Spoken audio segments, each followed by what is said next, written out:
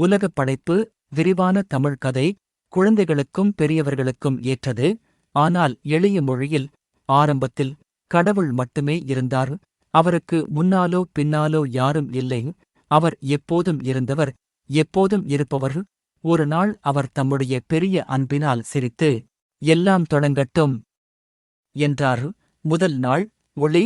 பூமி வெறுமையாகவும் இருண்டதாகவும் ஆழமான தண்ணீர் மட்டுமே நைந்ததாகவும் இருந்தது.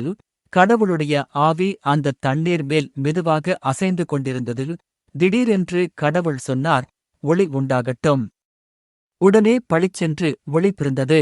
கடவுள் ஒளியைப் பார்த்து, ரொம்ப அழகு என்றார். ஒளிக்கு பகல், இருளுக்கு இரவு என்று பெயர் சூட்டினார். முதல் நாள் முடிந்தது. இரண்டாம் நாள். வானம். கடவுள், தண்ணீருக்கு நடுவே ஒரு பெரிய விரிவு உண்டாகட்டும் என்றார். அப்படியே மேலே நீல வானமும் கீழே தண்ணீரும் பிரிந்தன. வானத்தில் மேகங்கள் மிதக்க ஆரம்பித்தன. வானத்திற்கு ஆகாயம் என்று பெயர் வைத்தார். மூன்றாம் நாள். நிலமும் செடி கொடிகளும், கடவுள், தண்ணீர் எல்லாம் ஒரே இடத்தில் சேரட்டும் என்றார். உடனே கடல்கள் திரண்டன. உலர்ந்த நிலம் தெரிந்தது. நிலத்திற்கு பூமி, தண்ணீருக்கு கடல் என்றார். பிறகு, பூமியே, புல், பூ, மரம், பழமரம் எல்லாம் முளை என்றார். அடடா! பச்சை புல் விரும்பி வளர்ந்தது. வண்ண வண்ணப் பூக்கள் சிரித்தன. ஆப்பிள், மாம்பழம், திராட்சை மரங்கள் குலுங்கின. கடவுள் எல்லாவற்றையும் பார்த்து மகிழ்ந்தார்.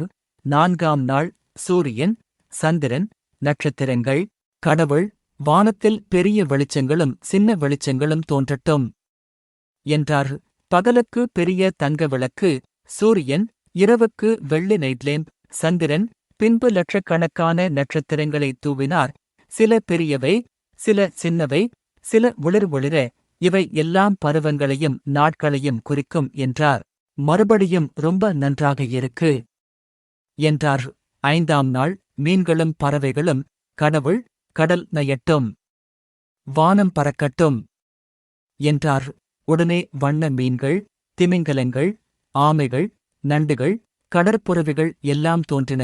வானத்தில் கொஞ்சும் குருவிகள், பெரிய கழுகுகள், பச்சைக் கிளிகள், பறக்கும் பட்டாம்பூச்சிகள் போல நிறைய பறவைகள்.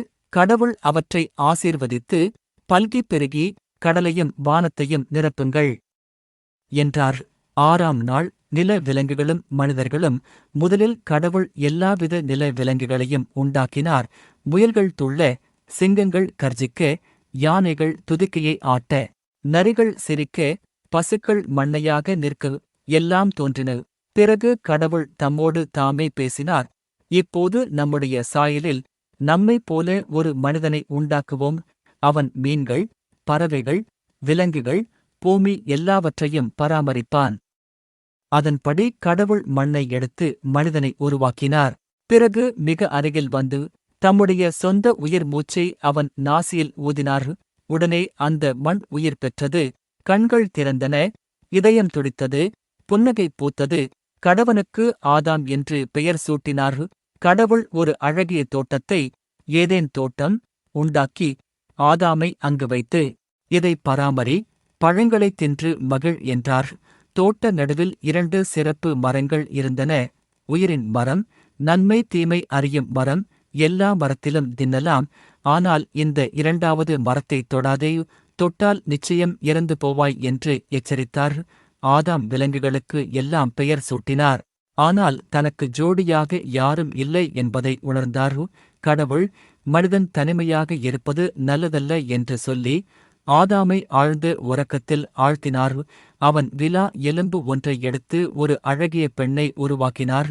ஆதாம் கண் தூக்கத்திலிருந்து விழித்து அவளை பார்த்ததும் குதூகலித்தான். அடடே! இவள் என் எலும்பின் எலும்பு, என் மாம்சத்தின் மாம்சம்.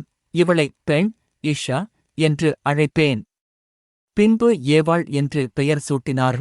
கடவுள் ஆதாமையும் ஏவாளையும் தம்முடைய சாயலில் படைத்தார். அவர்களை ஆசீர்வதித்து, பல்கிப் பெருகுங்கள், பூமியை நிரப்புங்கள், எல்லாவற்றையும் ஆளுங்கள், பராமரியுங்கள் என்றார். கடவுள் தாம் படைத்த எல்லாவற்றையும் ஒருமுறை பார்த்தார். வானம், பூமி, கடல், மரங்கள், விலங்குகள், மனிதர்கள், இவை எல்லாம் மிக மிக நன்றாக உள்ளன. என்று மகிழ்ச்சியோடு சொன்னார். 7ஆம் நாள் கடவுள் தாம் செய்த எல்லா வேலையையும் முடித்துவிட்டார். அந்த 7ஆம் நாளில் ஓய்வெடுத்து அந்த நாளை ஆசீர்வதித்து பரிசுத்த நாளாக்கினார். இப்படியாக வானமும் பூமியும் எல்லா உயிரினங்களும் உண்டாயினர். கடவுளுடைய அன்பினால், வல்லமையினால், அழகினால் நந்த ஒரு பெரிய குடும்பம் ஆரம்பமானது. ஆமென். அடுத்த தோட்டத்தில் என்ன நடந்தது என்று கேட்கணுமா?